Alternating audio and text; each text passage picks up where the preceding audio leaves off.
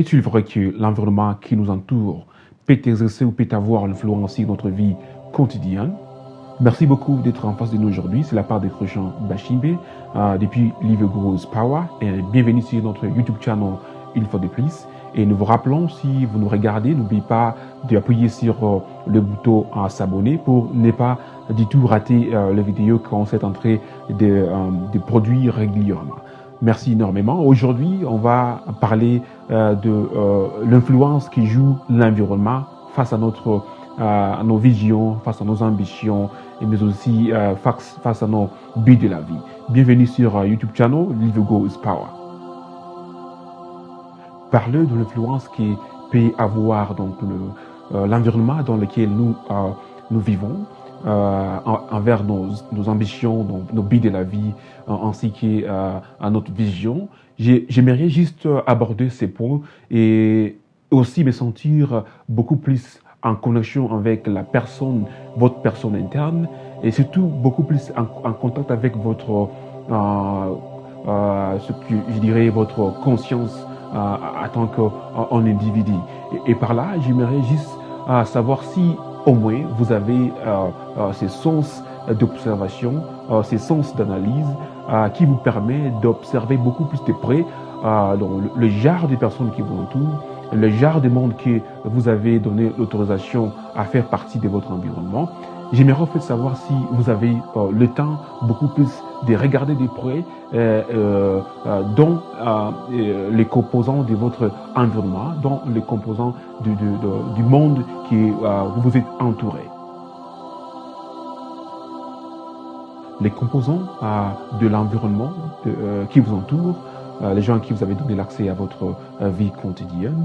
Lorsque je parle de ce point, je fais allusion, je me pointe beaucoup plus sur les personnes qui font partie de cet environnement, mais aussi les endroits, les milieux dont vous visitez régulièrement, là où vous passez beaucoup plus votre temps, et des personnes à qui vous parlez beaucoup. Alors moi, j'aimerais savoir si, en fait, là où vous passez votre temps et les gens qui vous parlez avec souvent, est-ce qu'ils arrivent à vous stimuler d'aller de l'avant? Ça, c'est une question qui est beaucoup plus interne et j'aimerais que vous soyez à mesure de vous répondre. Voilà, depuis votre naissance jusqu'à aujourd'hui, est-ce que vous pouvez compter combien d'amis qui ont franchement apporté leur briques pour construire votre vision? Depuis que vous êtes venu sur cette planète, est-ce qu'il y a des endroits que vous avez visités et ces endroits ont suscité l'envie, le goût, le désir de toujours avancer et d'arriver à réaliser ses rêves de l'avenir? Donc, souvent, notre environnement joue un rôle tellement capital parce que lorsqu'on n'a plus fait un bon choix à ce qui concerne l'environnement, là, on se retrouve un peu perdu. Voilà, parce que souvent, les amis qui sont proches de nous, ou bien l'environnement qui est là toujours à notre disponibilité, peuvent en fait nous réorienter dans le sens qu'on se trouve dans les chemins qui ne nous mènent pas vers l'accomplissement de nos visions. Et voilà pourquoi qu'aujourd'hui, je voudrais m'adresser à vous.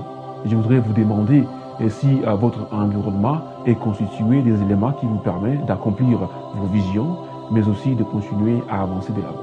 C'est la question que j'ai pour vous.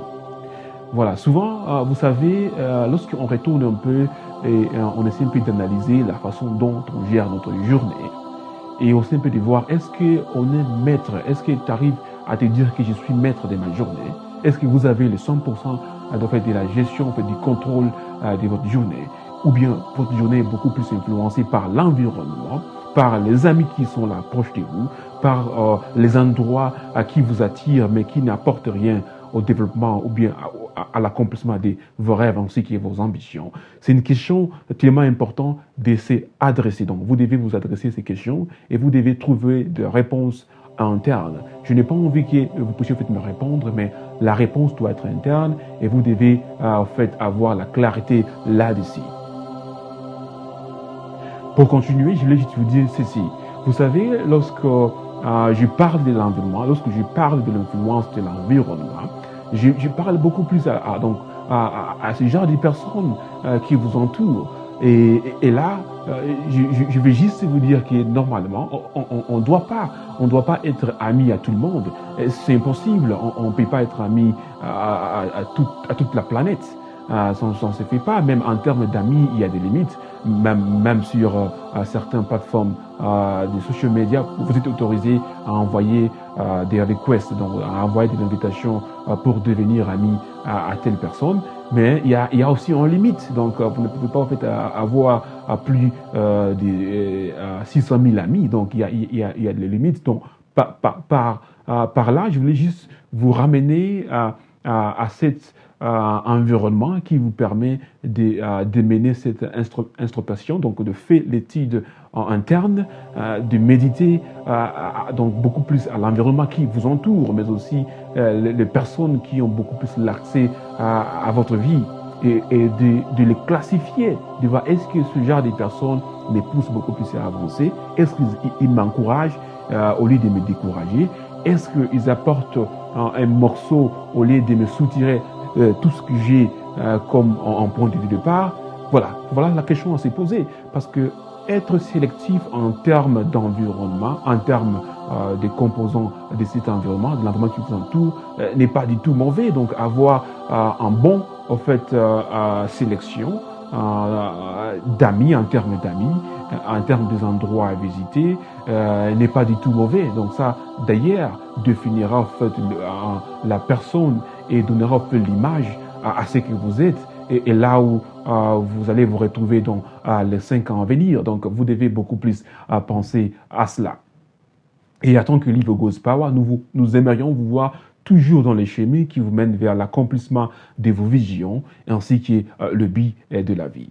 Et franchement, je vais parler un peu de l'environnement. Qu'est-ce qui est important pour résister dans l'environnement qui ne vous pousse pas, qui ne vous encourage pas à avancer de l'avant, mais aussi à réaliser vos ambitions.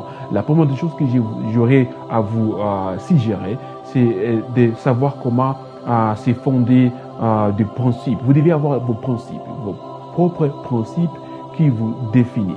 Vous devez aussi avoir donc vous devez donc vous discipliner à travers vos principes.